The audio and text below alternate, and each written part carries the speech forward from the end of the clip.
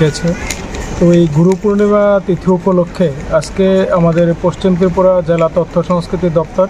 এবং আমাদের পশ্চিম ত্রিপুরা জেলা পরিষদের যৌথ উদ্যোগে আমাদের আজকে এই অনুষ্ঠানটা হচ্ছে। তো সেখানে আমাদের বিভিন্ন বিষয়ে যারা আমাদের পদ্মশ্রী, সেখানে আমাদের নরেশচন্দ্র দেববর্মা, আমাদের দ্রোণাচার্য, আমাদের ইস্কন মঠের যিনি আছেন প্রভু, আমাদের জগন্নাথ মন্দিরের যিনি আছেন, তাদেরকে নিয়ে এবং আমাদের ছোট ছোট ছাত্রছাত্রী যারা আছে, আমাদের অভিভাবক যারা আছে, তাদেরকে নিয়ে আমাদের এই মুক্তধারা অডিটোরিয়ামে গুরু পূর্ণিমা উৎসব উপলক্ষে আজকে আমরা অনুষ্ঠানটি করছি। তো সেখানে একটাই উদ্দেশ্য, আপনারা জানেন, আমাদের যেই আগে আমরা যখন গুরু শিষ্যের একটা পরম্পরা ছিল, আমাদের ঐতিহ্য ছিল আমাদের ভারতবাসীর কাছে। তো সেই ঐতিহ্য যাতে আমরা ধরে রাখতে পারি, আমাদের ছেলে মেয়ে যারা আছে তারা যাতে গুরুজন যারা আছে, বিশেষ করে মা বাবা,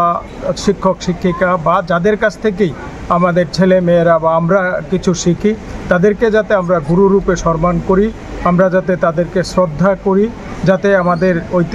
আগের যে পরম্পরা যেটা ছিল সেটাকে যাতে আমরা ধরে রাখতে পারি, ধরে রেখে আমাদের এই সমাজ, আমাদের এই রাজ্য, আমাদের এই জেলাকে যাতে এগিয়ে নিয়ে যেতে পারি, তার জন্য সেখানে আমরা